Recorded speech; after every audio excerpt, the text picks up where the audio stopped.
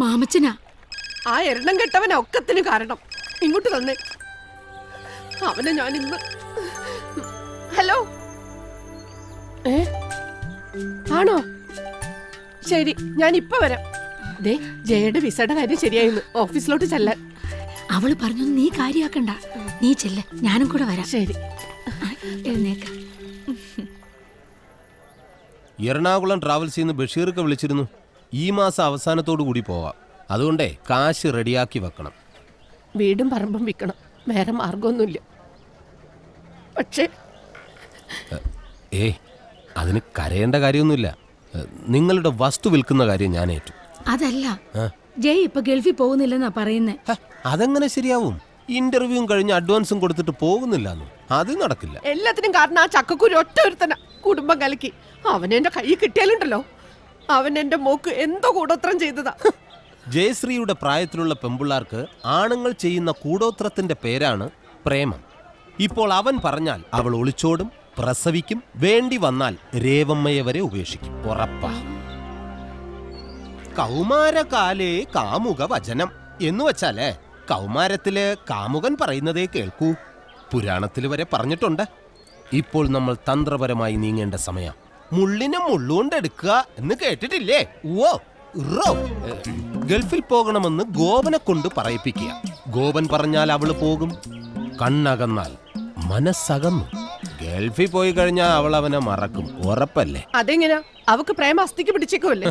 അസ്ഥിയെല്ലാം മഞ്ഞുരുകുന്നത് പോലെ ഉരുകും. അവള് പോകുന്നതേ ദുബായിലേക്കാ. ഈ കുട്ടനാട്ടിൽ ഇവനെ പോലത്തെ ഒരു പീസേ ഉള്ളൂ. പക്ഷെ ദുബായിലോ ബെൻസ് കാറും കാഡ്ലിയാക്കും ഓടിച്ചു നടക്കുന്ന ഇവനെ പോലത്തെ ഒരുപാട് പീസുകളുണ്ട്. അവരെയൊക്കെ കണ്ടു കഴിയുമ്പോൾ ഇവിടെ ഈ ഓഞ്ഞ വള്ളവും തുഴഞ്ഞു നടക്കുന്ന ഇവനെ അവള് മറക്കും. എന്നാ ചെല്ല്, ഗോപൻ ബോട്ടിനകത്തുണ്ട്. അവനോട് ചെന്ന് ഇങ്ങനെ പറയണം: എടാ ഗോപ, നീ എങ്ങനെയെങ്കിലും ജയശ്രീ നിർബന്ധിച്ച് ഗൾഫിലേക്ക് അയക്കണം. അവള് പോയി വന്നാലുടൻ നിങ്ങളുടെ കല്യാണം ഞാൻ നടത്തി തരും. അതിലവൻ വീഴും. പോകുന്നത് വരെ അവര് പ്രണയിച്ച് നടക്കട്ടെ. ചേച്ചി ഒന്ന് കണ്ണടച്ചു കൊടുത്തേക്കണം, അല്ലേ വിമലേച്ചി? അതെ. ഞാൻ കണ്ണടയ്ക്കുമ്പോ അവൻ വല്ല കുരുത്തക്കേടും കാണിച്ചാലോ? തീ പിടിച്ച് നിക്കണ പ്രായോ. അവനെ നല്ല അന്തസ്സുള്ള ചെറുപ്പക്കാരനാ. അവന് തീ പിടിക്കില്ല. ഇനി അഥവാ അവൾക്ക് തീ പിടിച്ചാൽ അവൻ വെള്ളം കോരി ഒഴിച്ച് കിടത്തിക്കോളും. ചെല്ലി രേവമ്മ, എങ്ങനെയെങ്കിലും അവനൊന്ന് വളച്ചെടുക്ക്. പിന്നെ അവിടെ ചെന്നിട്ട് നന്നായിട്ട് അഭിനയിക്കണം. എന്ത്? All the best. വാ ഗോപ.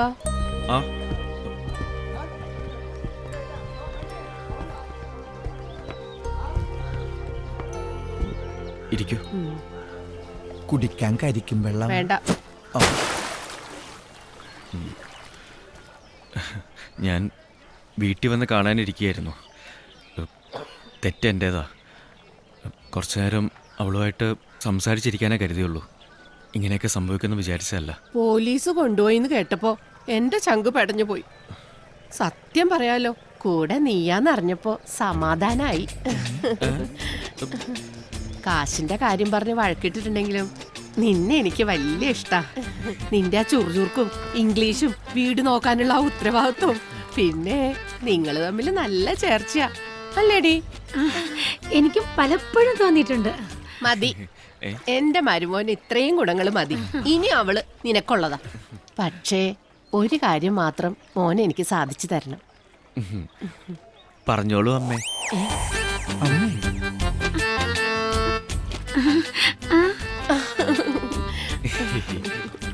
അവളെ കല്യാണം കഴിച്ചു വിടുന്നതിന് മുമ്പ് അവള് സ്വന്തം കാലിൽ നിൽക്കണം, 10 കാശുണ്ടാക്കണം, ഒരു വീട് വയ്ക്കണം എന്നൊക്കെ എൻ്റെ ഒരേ ഒരു ആഗ്രഹം.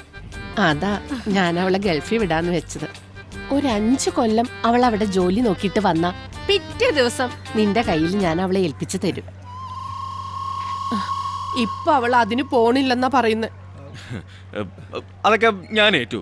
അവളെ ഞാൻ പറഞ്ഞ് സമ്മതിപ്പിച്ചോളാം, അല്ലേ? പിന്നെ അമ്മ ധൈര്യമായിട്ട് ചെല്ല്. ശരി മോനെ. ശരി അമ്മേ.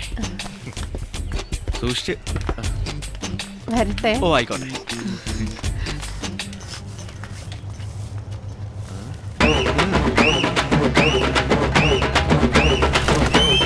നിങ്ങൾക്ക് പ്രേമിക്കാനുള്ള ലൈസൻസിന് വേണ്ടി റെഡിയാവാത്ത വിസ റെഡിയായെന്ന് പറഞ്ഞ് തള്ളയെ പറ്റിക്കാൻ കൂട്ടുനിന്നവളാണ് ജയശ്രീ.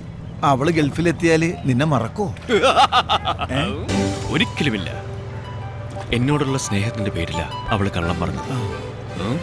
പരിശുദ്ധ പ്രേമത്തിന്റെ വിജയത്തിന് അമ്മേ ഒരു കള്ളവൊക്കെ ഓക്കേടാ. ഓക്കെ.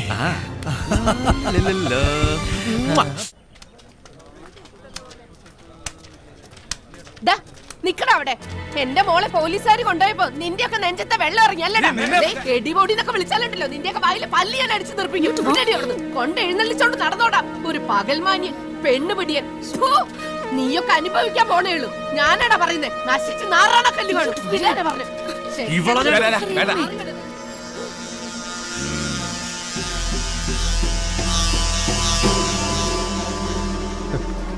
അവരുടെ ഒന്ന് രണ്ട് കിട്ടിയിട്ട് അവന് മതിയായില്ല.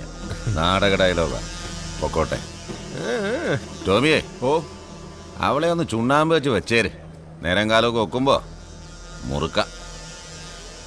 മുറുക്കും.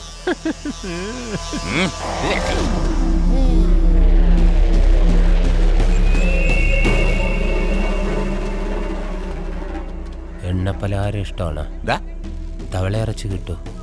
എടോ 6 ബ്ലോക്കിന് 3.5 ഏക്കർ, 28 സെന്റ് ചിറ, ബാക്കി നിലം. എത്രയും പെട്ടെന്ന് വിറ്റ് തരണം.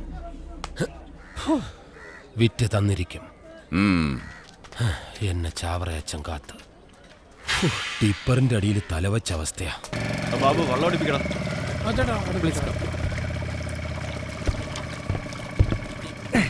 എന്താടാ സന്തോഷം? ഇന്ന് നീ ചേട്ടനും ചേച്ചിയും തപ്പി നടക്കണ്ട, കേറ്റിക്കോ. ഡേ ക്രൂയിസാ പറഞ്ഞിരിക്കുന്നേ. നിന്റെ വാചകത്തിൽ ഓർണറ്റ് ആയിക്കോളും. അത് ഞാൻ ഏറ്റു. Hello, only 500 meters from here. Our houseboat is waiting. That's good. Please. Namaste. Welcome. Come on. വൽദലി ജരു വൽദലി. അങ്ങനെ മിടുക്കി. കം ഓൺ മിടുക്ക. അങ്ങനെ കേറ്. അവിടെ ഇരി. പുന്നമടയിലെ അപ്പച്ചന്റെ തറവാട്. അവിടെ അപ്പച്ചന്റെ അനിയന്റെ മോന്റെ മനസ്സമ്മതം. അവിടെ പോയതാ. ഇത് എന്റെ ആങ്ങളെയാ. അറിയാം. ഹലോ. ലിസ്റ്റേച്ചിയുടെ മുമ്പിൽ നിൽക്കുമ്പോൾ എനിക്കൊരു കുറ്റബോധ. ഞാൻ കാരണമാണല്ലോ ഇങ്ങനെയൊക്കെ ഉണ്ടായേ. ഗോപൻ ഒരു നിമിത്തം മാത്രമാ. കുര്യച്ചൻ ഒരുപാട് റിലേഷൻഷിപ്സ് ഉണ്ടെന്ന് എനിക്ക് ഉറപ്പായിരുന്നു.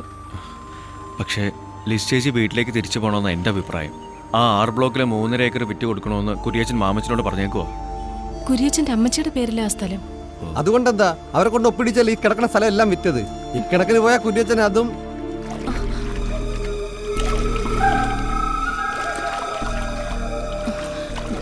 പോട്ടെ ഗോപ. ഓ എന്നാ ശരി. ശരി.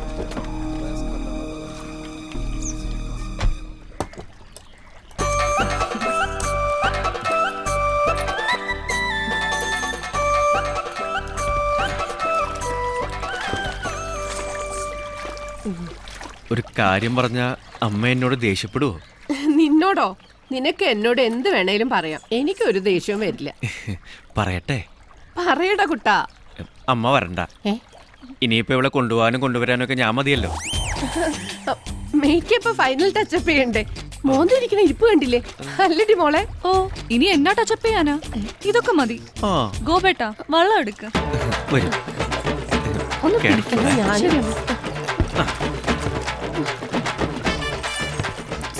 അമ്മ അത്താഴം കഴിച്ചു കിടന്നോളൂ, വരുമ്പോ വിളിക്കാം.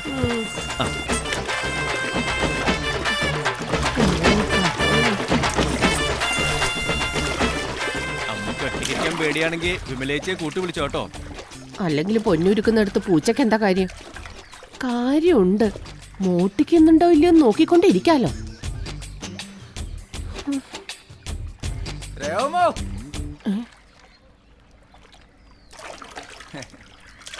എന്താ രേമേ പെട്ടി നോക്കി പോയിട്ട് വന്നതാണോ? പോവാൻ നിക്കാണോ? പോയിട്ട് വന്നതാ. ഇറങ്ങട്ടോ. ഇറങ്ങ.